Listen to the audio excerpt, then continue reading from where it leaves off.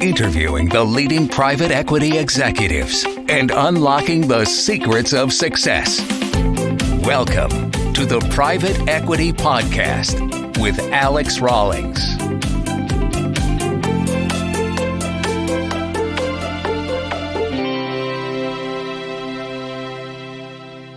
Welcome to the Raw Selection Private Equity Podcast, interviewing the leading private equity executives and unlocking their secret to success.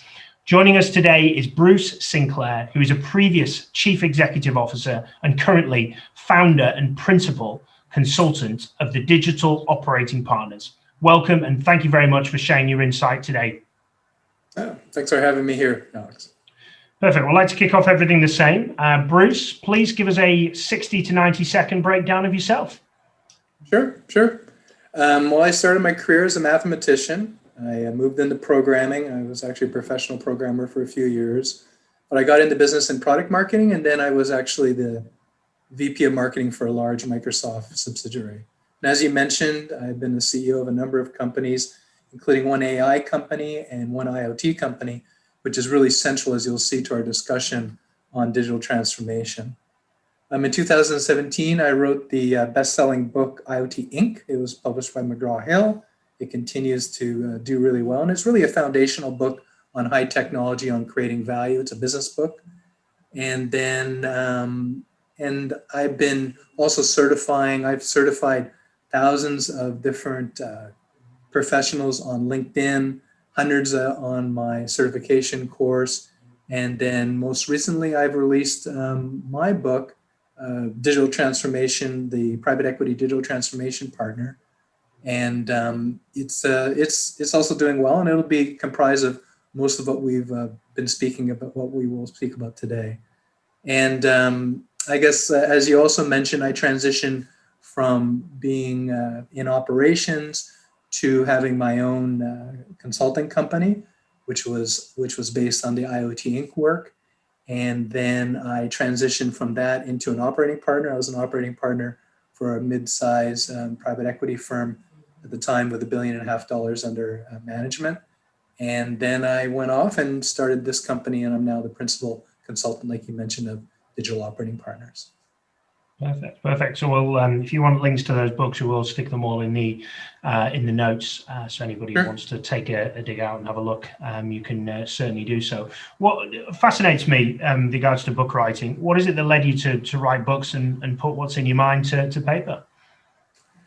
Well, I mean, I think you can look at it in a couple of different ways. Personally, I love writing, and I really haven't had the time to write fiction, although screenwriting has been something I've been interested in for a long time. So personally, it's of interest to me.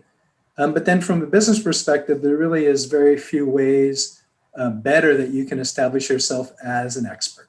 Everyone will say, oh, you're an expert. Well, if you write a book and you get it published, that's a good way. It doesn't necessarily mean you're an expert. It means at least you're getting close. And then you look at the reviews, you look at how people receive the book, and then I think it establishes credibility that way. And it's interesting because I had a podcast for a number of years, and a big part of the book came from discussions like this, talking with different experts and trying to get from them what they understood, and then packaging it in my own mind, and then creating the book. But I love it. It's really fun. The first book, again, like I mentioned, I wrote that in 2016. It was really the basis of my first company that I sold, the consulting part of the company. And in this book, Digital Operating Partners, it's very different. It's focused for private equity, 100%. It's all about creating enterprise value. It's for fund managers. It's for intermediaries. It's for everyone who wants to understand how to use digital transformation. And digital transformation is really an overloaded term because, pretty much if you're changing your accounting system these days, it's attributed to be a digital transformation. So it's really important. And what I did in the book is try to differentiate the different levels of technology, and in particular in the context of value creation, because it's all about value creation and what's the return on I call it the ROTE, what's the return on technology investment, and it's measured in enterprise value. And so I'm sure we'll get into the details there. But the book was a great way, again, to to take my experiences. Both of them are not academic. They're from my experiences and working with clients, working with customers, working with, in the later case, with our portfolio companies, putting it out there and just creating an outline and a new thinking, because digital transformation is such a huge opportunity that I'm sure we'll talk about in the next little while, but it's such a huge opportunity for private equity that I'm surprised I'm the first one talking about it. Although what I've learned in the last few years that I've been in the industry is private equity is pretty private.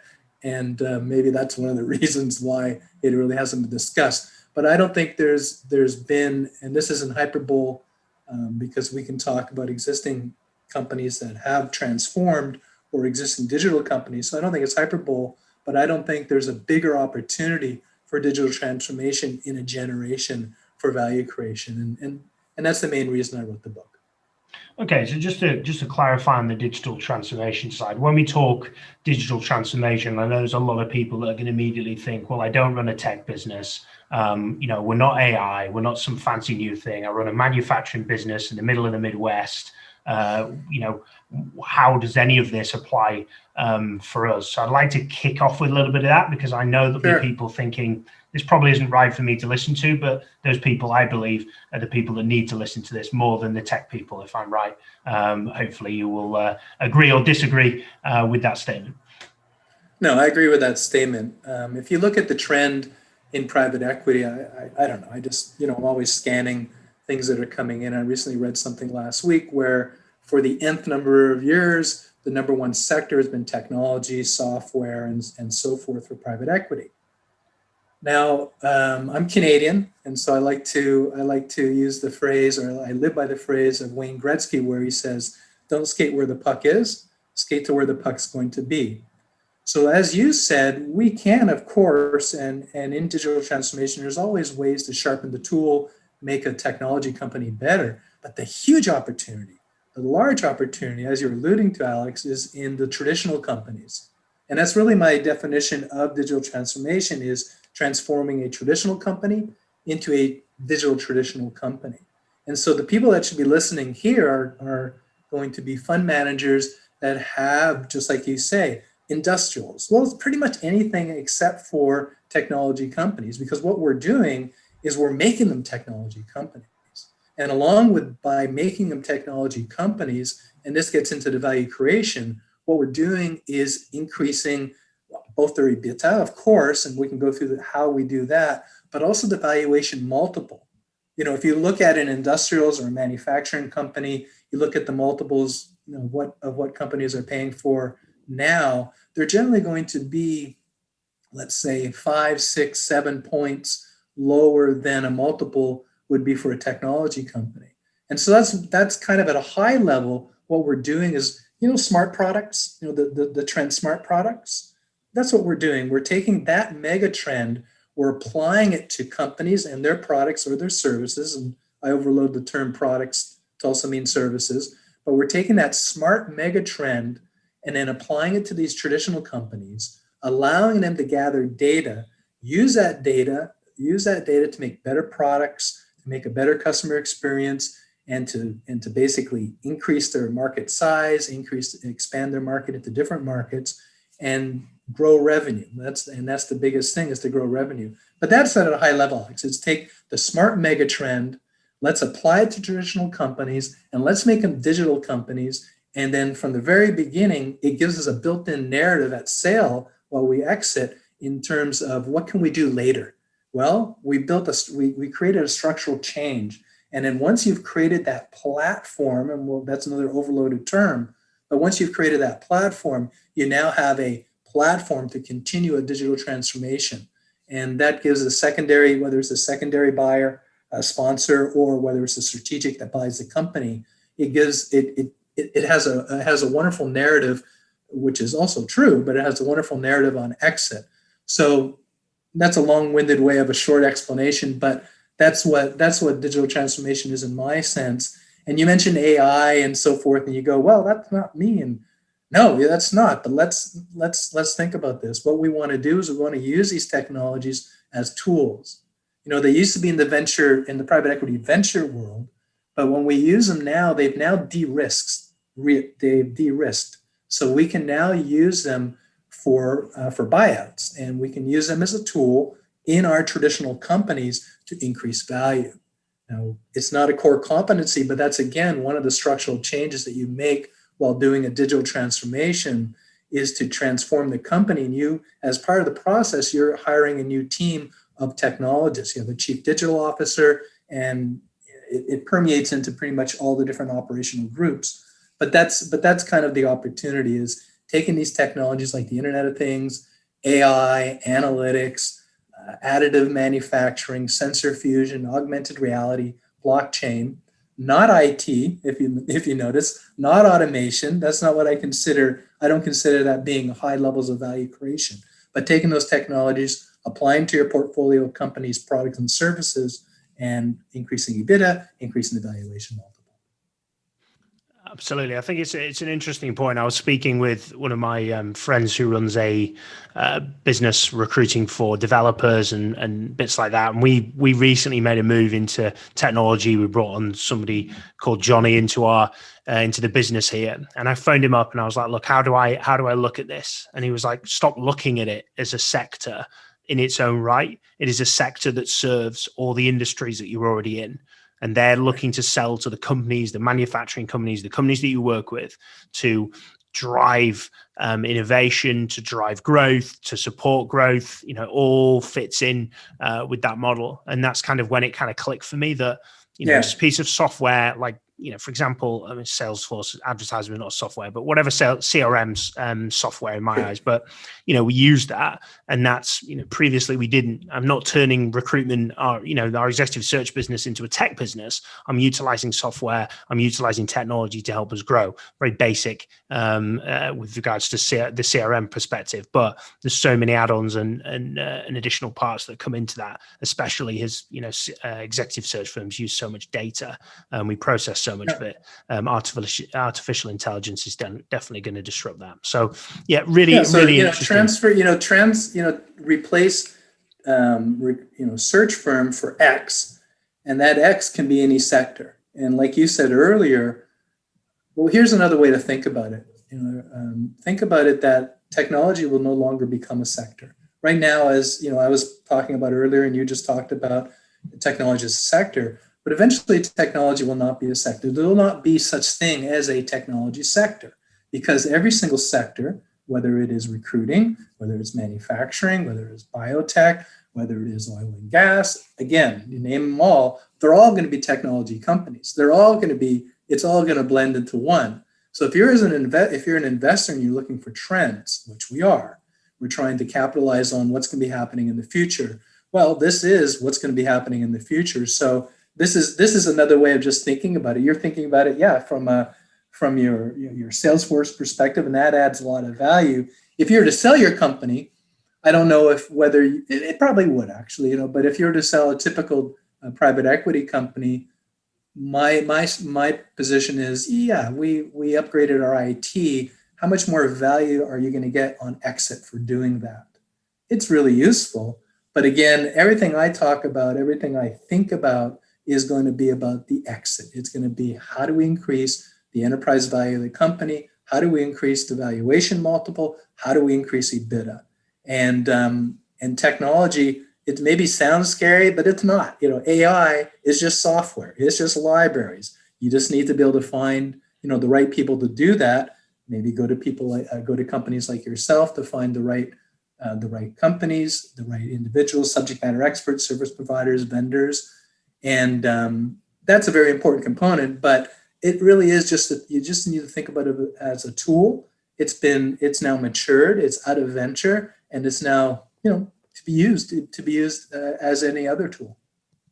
Absolutely. So looking at that, what one mistake do you see either private equity firms or subsequently portfolio companies making from your perspective in the digital transformation? Well, I think it starts with the definition of digital transformation. What's really, I won't say it's funny, but I think it's a commentary on today. But when most private equity talk about technology, when they talk about digital transformation, they're talking about IT. And, that's fine. And you just did, from your perspective as well. But really, there's such a richer world out there for technology. And again, in particular, talking about how do you create value. So the biggest mistake, I think, is, and I'm not going to call it a mistake because it's really it's an educational process, but it's thinking about technology as being IT. So whether it's a business system, whether it's a BI, you just mentioned it, or it's a CRM or a PLM. And then you move another, I call these kind of the operational layer, and these are really 80s tech, if you think about it. Of course, they've been improved over time, but they're 80s tech. And then we go into automation. So then more sophisticated private equity managers will look and they'll say, okay, well, automation and RPAs, I don't know if you're robotic process automation, I don't know if you're familiar with that, digital marketing, e-commerce. Now that's technology. Yeah, it is. And again, I call that the automation layer, and that's from 20 to 30 years ago. But again, from a value perspective, that's not technology. From a value perspective, it's kind of what I was saying earlier. It's what I call the high technology, not the low tech, not the mid tech, but this is the smart layer. So this is the Internet of Things. It is data science, and data science is broken into analytics and AI, which is really machine learning. You have something called the digital twin. These are all terms that you may have crossed because they're becoming more popularized, but sensors and additive manufacturing, augmented reality, blockchain, these are the technologies that used to be in the venture capital portfolio, that are now have matured. So the number one mistake, we'll call it a mistake, is thinking of technology as IT, maybe thinking of it as automation from a value perspective. And then how to remedy that, obviously, is to just start. I think maybe there is, investors are really good financial engineers, but they're not necessarily computer engineers. And so it's a question of course, there are certain firms that are thinking ahead, from an operating partner perspective, focusing on different ways of value creation. But I'd say the remedy to this is to get educated. There's plenty of information around, and start thinking about these high technologies, not as, oh, that's something someone else does, not as, oh, that's from the software sector or the tech sector. Think of them as tools that you can apply to your portfolio companies. And the same thing for the portfolio companies. You also asked that. Generally the portfolio companies I've worked with, some of them have been over 100 years old. Some of them are family, multi-generational family. Often they're private, not always. Sometimes, they're public or they're a carve out. But the other thing is talking to these same companies. They have a very similar mindset as to, my gosh, you hear AI and you think this is beyond us. But again, the message is a tool, and there are people that know how to use this tool. And the good news is that tool can really, create a lot of value. Excellent. So I was looking at your profile. It looks like you've set up this consultancy, albeit you've been working in the space for a long time, but you've set up the main consultancy in March 2020. And, it's an event that globally nobody's unfortunately missed out on. How have you found getting a company off the ground and operating something so new, obviously during the pandemic? Yeah. So the pandemic, it was kind of, so I'm always looking for the silver lining. And what the pandemic did for me, the first part of for me starting the company was really to put my thoughts down, because I think it's one thing to be able to have an interview like this as an introduction to the topic, but it's certainly not enough to convince anyone. It's not enough to make to do the full convincing of taking this on within their firm. So I used the pandemic really as a time period to write my book.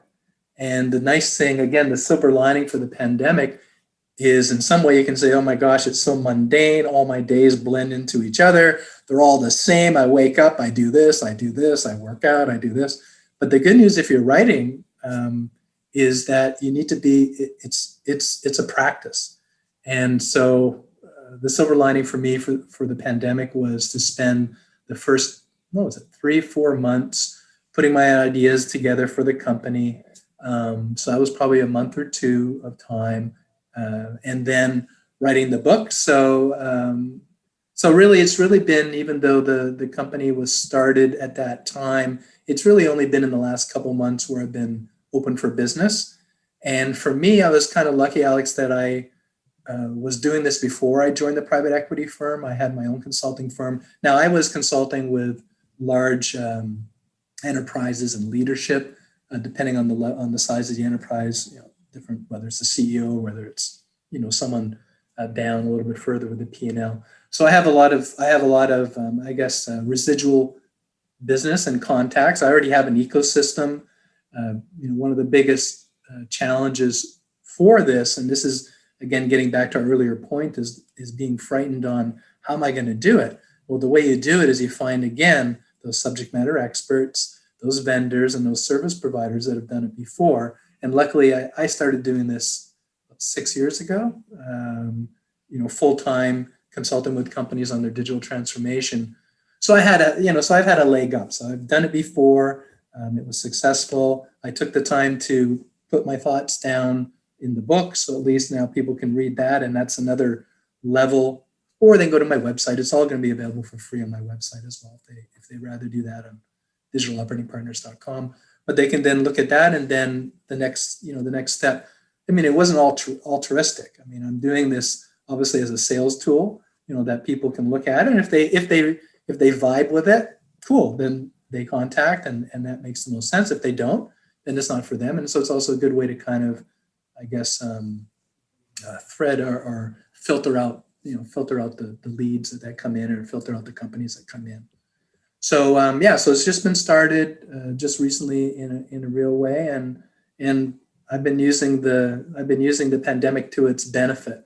Now, obviously, operating partners, I used to be on the road, maybe 5 weeks out of 6. I'd be traveling to our portfolio companies, and I'm sure it's not like that now. A lot of it's more like this, but it's going to change really quickly. Already, you look at the investment. The industry went down maybe a little bit in Q1, in Q2, but then it started rebounding Q3, Q4, and then Q1 now. It's going to rebound. So this is a great time from an operational perspective. So again, the companies I'm talking to are those firms that have that have operating partners that are doing value creation themselves, or they have a network of external partners that they use to create value. So it's really that subset of buyout firms that I talk to. Okay, and we've heard from previous podcasts, if you've not listened to it, a podcast with Rick Braun, who made the transition from being a chief exec to a operating partner. Yeah.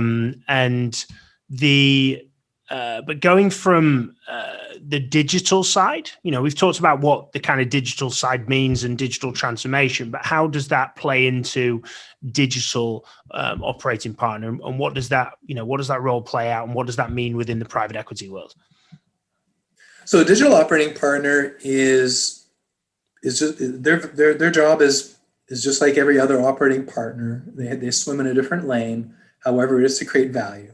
And we can talk about structures. There's different horizontal, vertical structures different firms take. But ultimately, the job of the digital operating partner is to use these technologies, as we've been speaking about, apply them to first vet. If we look at it, there's a vetting process and due diligence, whether that's going to be at the deal origination stage while you're looking at SIMs and you're deciding whether or not to invest in a company. A digital operating partner can play a role really early. So the job of the digital operating partner is to create the digital investment thesis. The digital investment thesis has to support the firm's thesis, the investment thesis on the company. And then hopefully it'll also add value. It's going to support it digitally and then hopefully have its own value. So that can be done in the diligence phase. That can be done in the deal orientation phase, or it can be if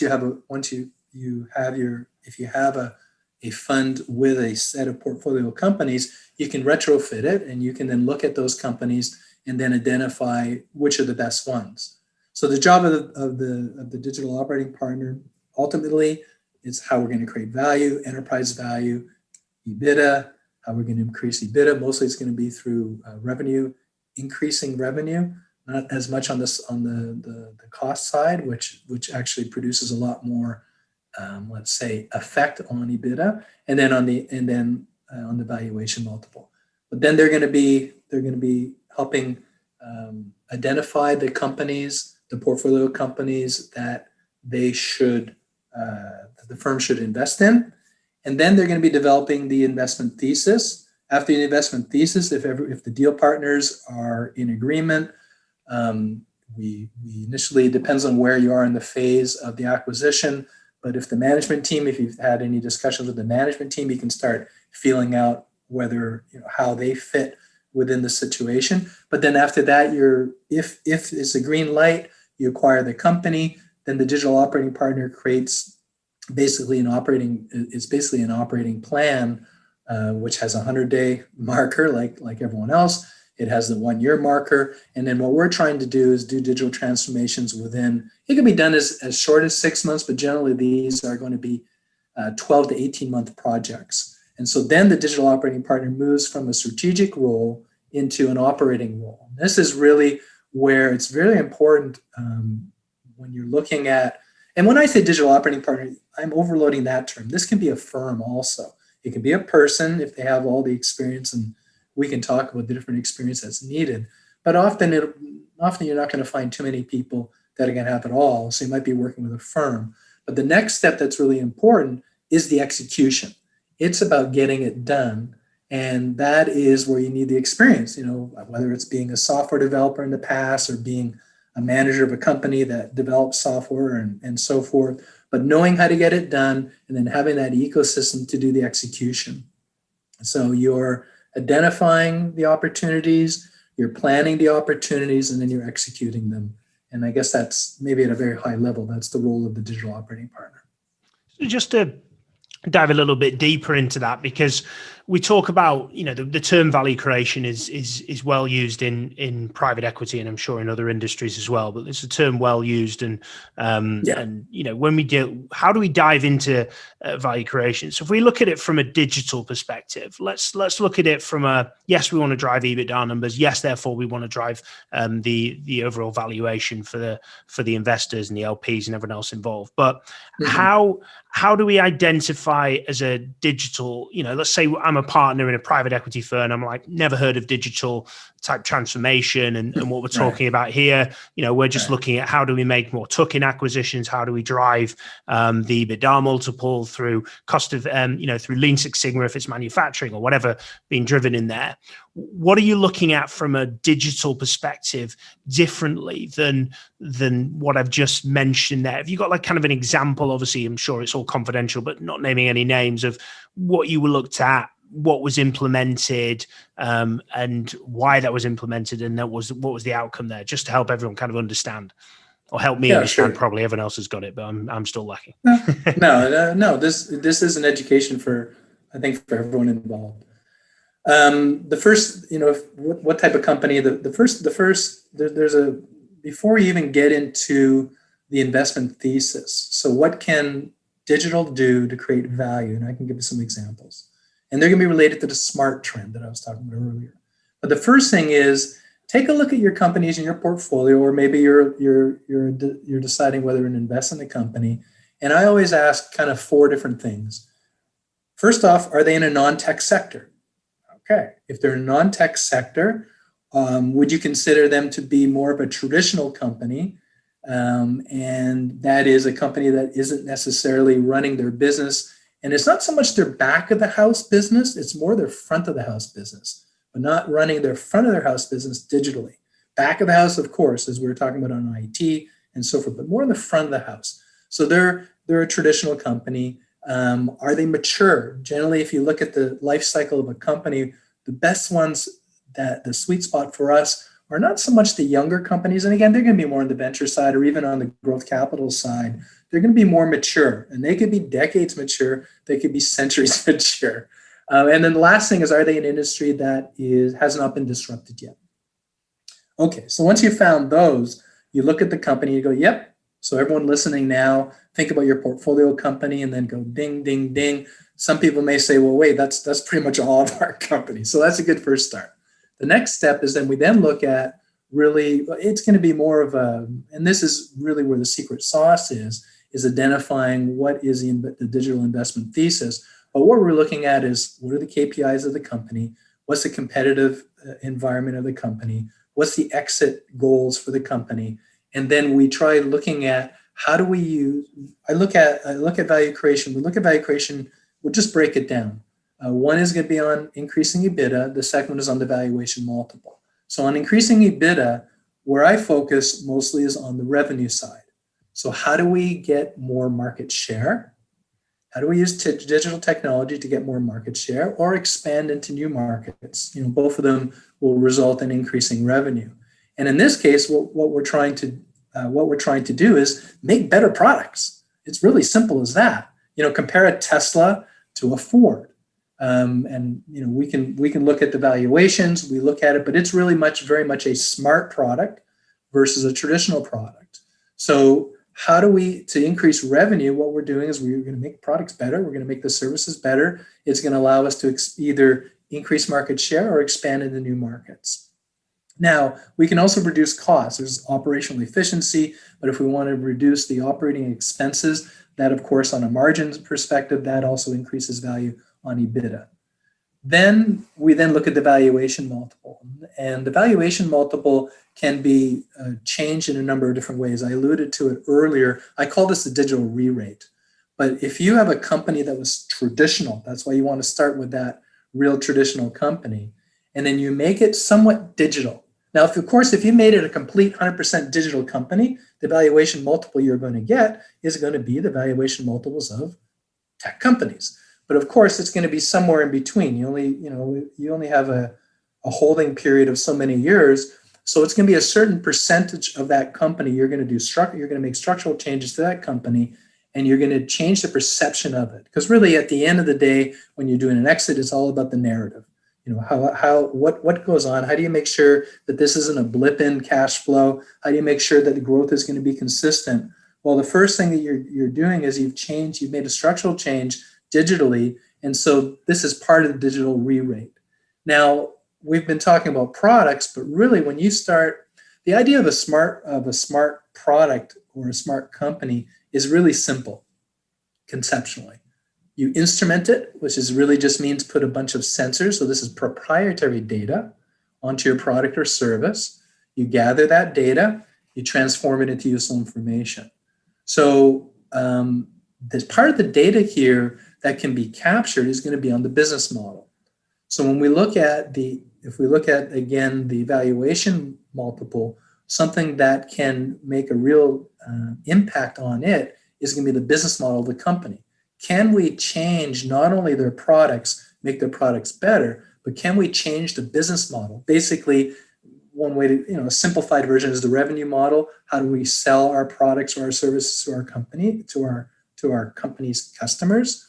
But this all sort of comes into place because if you understand, going back to the KPIs of the company, what's important, look at the competitive nature, look at the potential acquirers, it's going to then, this gets into the data science, but you're going to define a data science plan on the type of data you want to collect.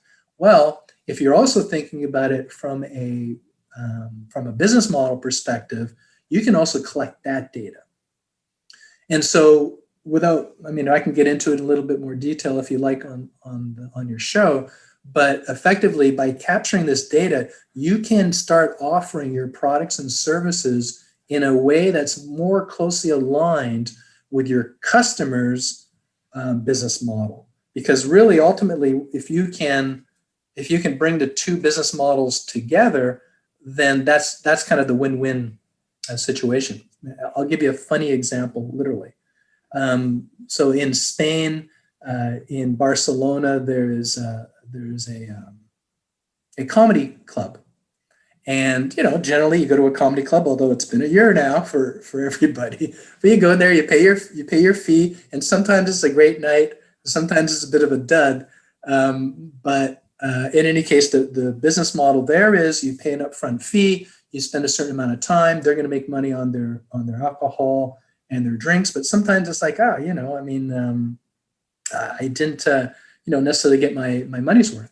So here they had a pay per laugh business model. So again, it's kind of funny. What they did is they had a camera behind every seat looking at the person. And if you laughed, and you can capture this, it's not difficult with machine learning. But if you laughed, you paid, it was like 30 euros, up to 24 euros in total.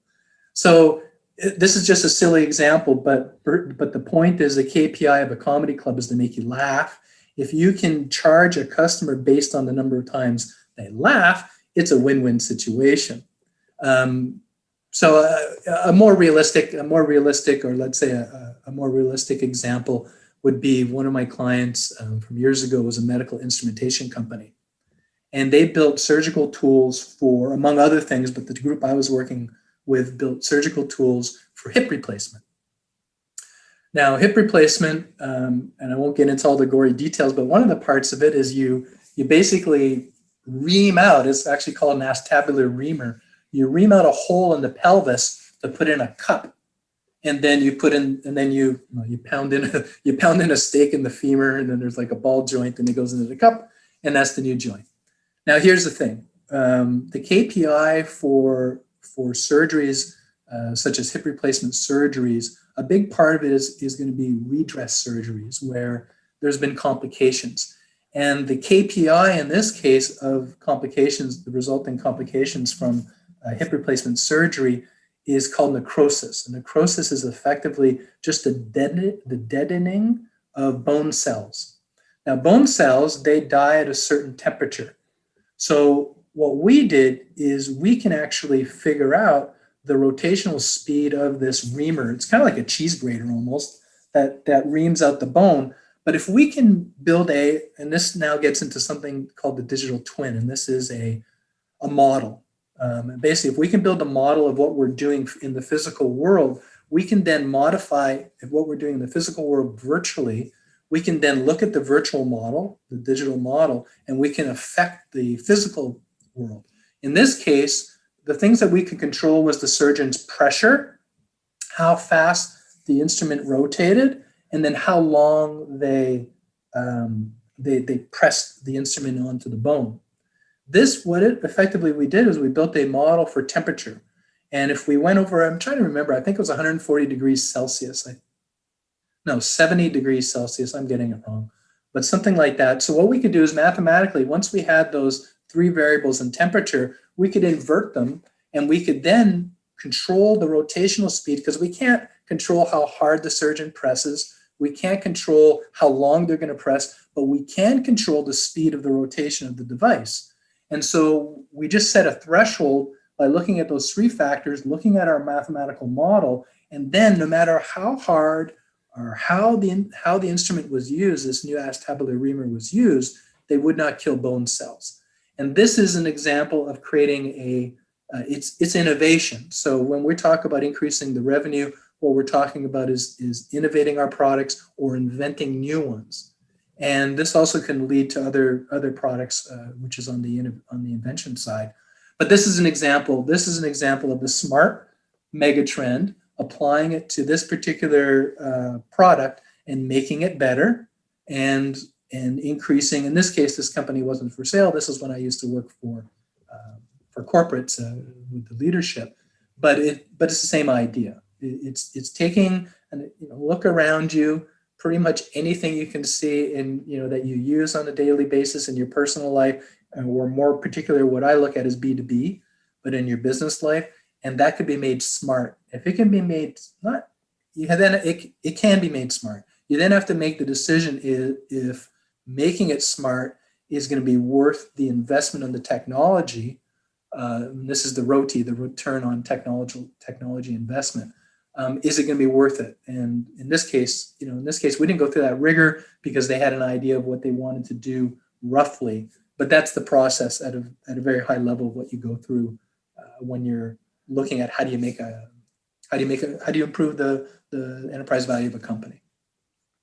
Perfect. So it kind of sits around, without making it too simplistic, that kind of tech-enabled environment. It's being able to use this technology to do better, to improve and innovate with regards to what you're doing. And I mean, in those two instances, it's created quite a unique selling point as well, alongside that, which guarantees that people have a better time, because we'll measure it, and your feedback will tell us. And then obviously the actual, I'm no surgeon, as you'd probably guess, but the formulation of the bone and how it all sits and everything else is all, produced correctly, for better term being found there. So interesting. Yeah. So if I was a private equity partner or a chief executive interested in this, thinking, okay, there maybe is something out there for us to drive us into, this more digital transformation or become more tech enabled.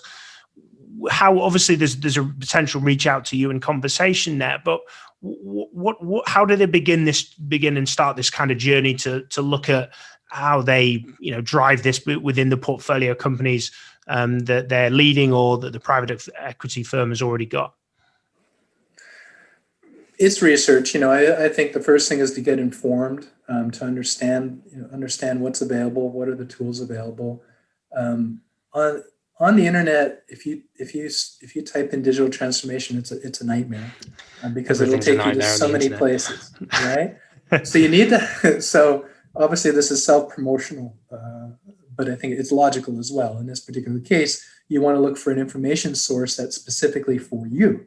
In this case, it's I'm interested in increasing the value of my company if I'm the CEO, if I'm a sponsor-owned company, or even if you're a strategic, but I focus on that. Or if you're a fund manager, it's going to be to get informed. Is to start researching it. As I said, the book can do that, but also the website's can have all the chapters for free on there as well. But it's to initially get yourself informed, and then what you'll find is you'll start thinking about things differently. You're not going to be an expert in technology necessarily. That's not necessarily your job, but you'll be able to start identifying companies when the SIMs are coming in, or even when you're looking at your portfolio.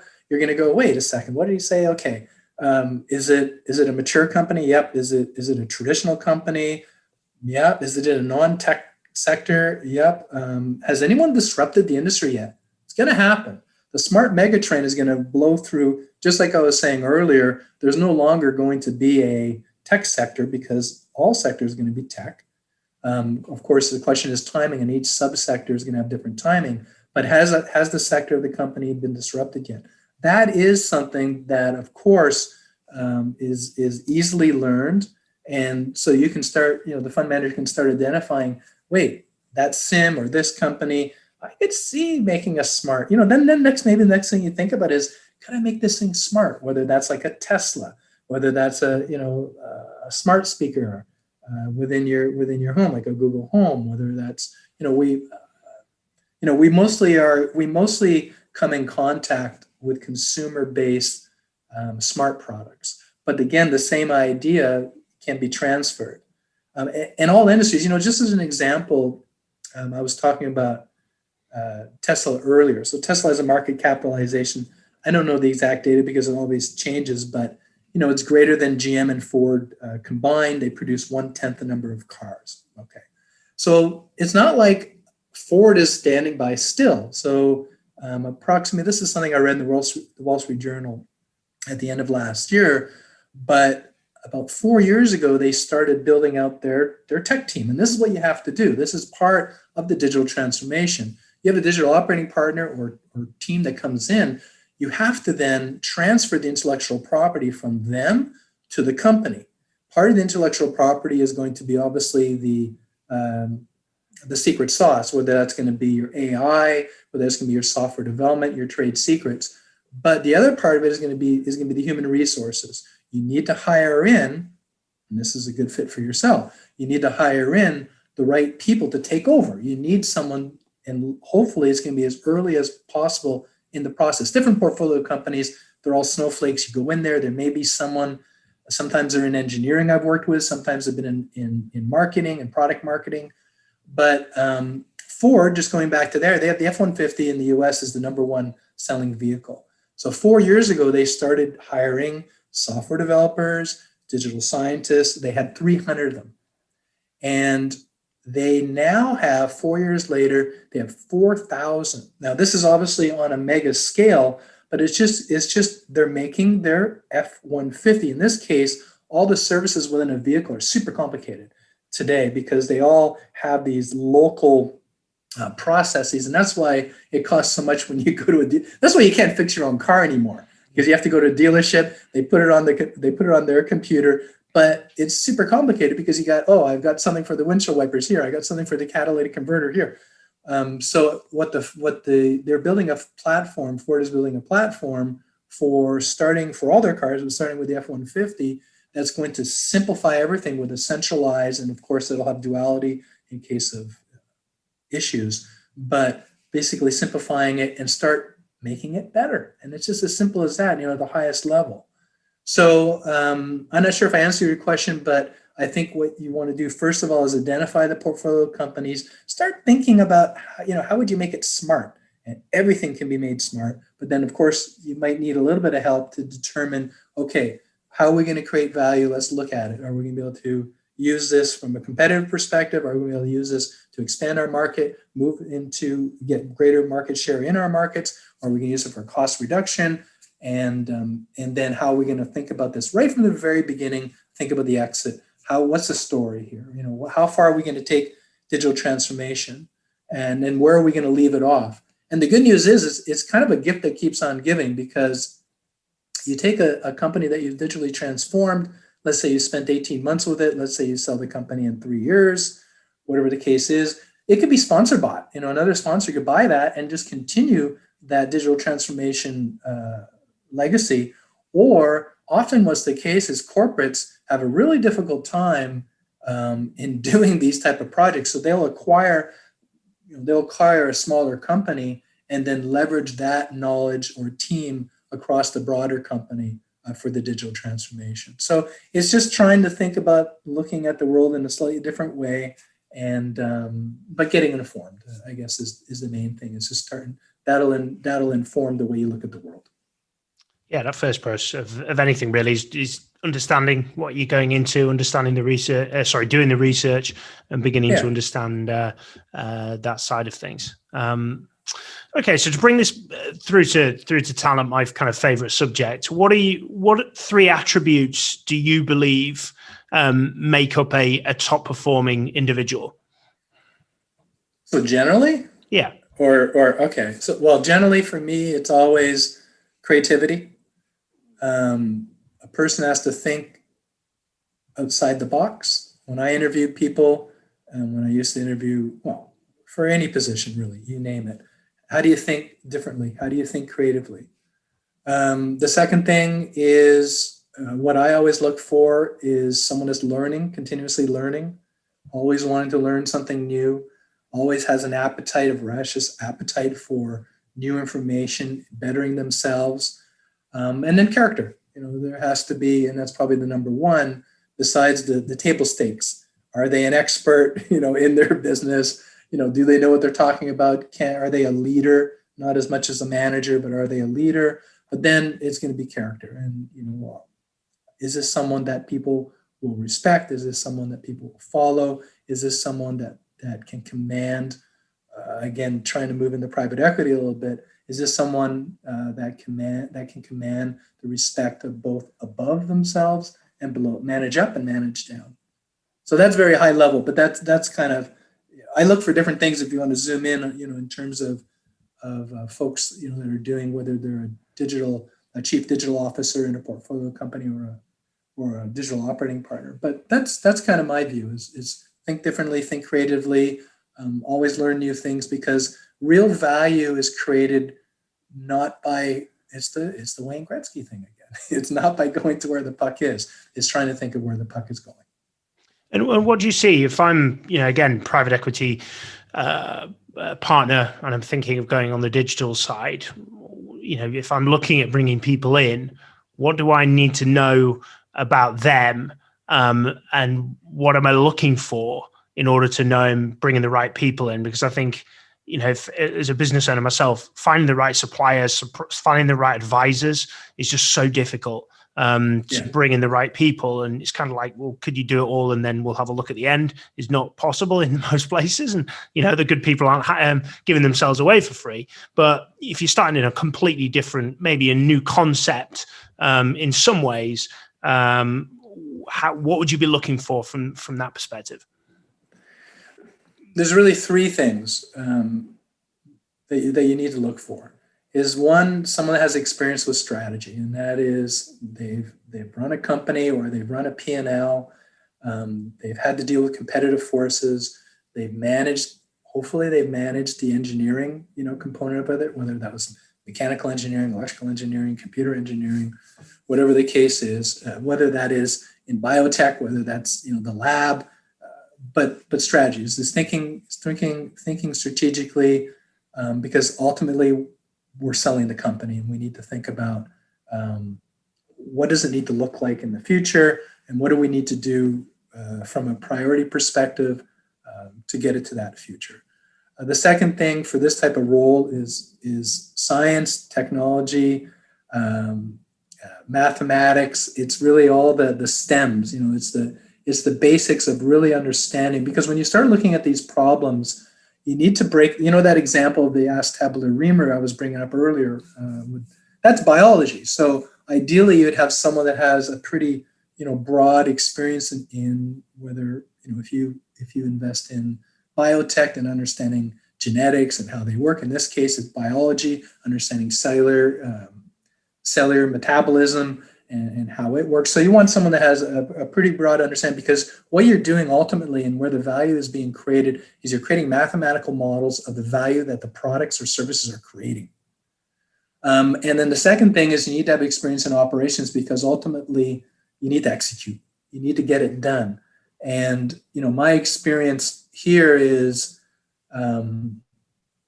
it's not like bricklayers. So, a bricklayer, if you have a really good bricklayer, they may be able to lay maybe 75%, maybe 100% more bricks. Maybe they're 2 times as good as the next bricklayer, and that's if he's a super bricklayer. But in this world of technology, data science, and software engineering, finding the right person can be a 10x, it can be a 20x improvement on the wrong person. And so it's, again, finding someone that has the right operational experience, that has done it before, that hasn't been necessarily, no offense, but just consulting about it is very different than actually executing it and getting it done. And so that would be the third one. So strategy, STEM, and operational experience. Those are, for this type of role, these are the three things. Now, whether that's in an individual or whether that's in a team, that's what you're looking for. And, and then that's if you're thinking about someone to join your firm. If you're thinking about, you have a counterpart, which is the chief digital officer. And again, this can be different too, because some people call marketing people chief digital officers, whether you do e-commerce or you're doing some digital marketing. But again, it's the same type of skill set, at least at the high level. Then when you go down, you're going to have your investment thesis, you're going to have your digital transformation plan, you're going to know exactly what you need to create. So you can invert that, and then you can figure out, basically this comes down to a requirements document if you get into more the techie world. And a requirements document outlines very, very clearly the requirements for the project and also the timing and so forth. That'll tell you who you need to hire within the portfolio company, because you want to start off with someone that's managing it, someone that can, again, take that intellectual property I was talking about earlier, absorb it, make it part of the intellectual property of the company, because that's the goodwill that a strategic will buy and pay for from the balance sheet. Then, it's going to be, as you work your way down, it's going to be very specific to whether you need someone that understands, machine learning, whether you need someone that understands sensors, embedded systems. It's really, it really depends on the project at that level. Interesting. And you mentioned in your top 3 of generally and of individuals is that kind of self-learning and self-development. And I completely agree. It's probably one of the most common answers to that question that we get. What are your influences? What do you kind of read, watch, listen? Where do you go for your insight? Well, I mean, I'm always learning. So here's where I'm going to talk through both sides of my mouth. So on one side, I'm always learning, but in my specific area that I work in, I mean,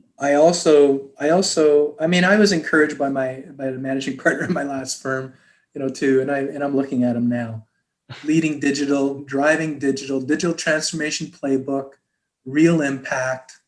I've got a few other new design thinking, but I find that pollutes my thinking. I find if you're an expert in a certain area, I think to a certain extent it depends again where you are in your career journey. But if you're later in your career and you're an expert in your area, there's also something to be said for not polluting the way you think. So I bought those books, I scammed them, and for me it was not worth my time. And but what I do, so it tends to, I'm not really, I mean, I'm a techie, I'm a nerdy, so I'm digging into all that stuff. I have a number of different courses I'm taking on artificial intelligence. I'm always learning in terms of software development I've done on my own. But for me, I'm I'm just reading the Neil Peart. And again, if you're Canadian, you didn't know who Neil Peart is. He's the drummer of Rush. He's the band Rush. And so I'm reading one of his memoirs. And also I'm into Stoicism and Buddhism. So that's really on my bookshelf is really what I'm reading. Interesting. And if anybody wants to reach out to you, Bruce, how best do they connect with you? They want to discuss further. They want to look at working with you with one of their private equity firms or their portfolio companies. How best do they reach out? So the best way is to start, educating even before you reach out, is just make sure it's for you. Digitaloperatingpartners.com is my resource. I can't remember if I mentioned it while we were talking online, but I'm also going to have a podcast that I'm starting now this week, and it's called the Private Equity Digital Transformation Show. So I think if those are two good sources for learning, and then in there you'll see I'm Bruce at digitaloperatingpartners.com, but there's a contact form and so forth. But I encourage, is this right for you? I do offer a 30-minute free consultation to qualified folks that are seriously looking into this, and that's a good way to kind of just pick my brain, understand, maybe look at the information I provide, and then project it onto your portfolio companies, or maybe one in particular that you're thinking about, and having a conversation there. But I'd say get educated, go to digitaloperatingpartners.com, maybe listen to the podcast, and that's probably a good first step. Perfect. Well, thank you very much for joining us today, Bruce. Really appreciate your insight. It's very kind of you to spend your time with us. No, it's my pleasure, and I really appreciate the opportunity, Alex. And as always, thank you very much for our listeners for joining. Should you ever need support with private equity professionals or portfolio executives with your hiring, please do reach out to me at Raw Selection. But till the next time, keep smashing it.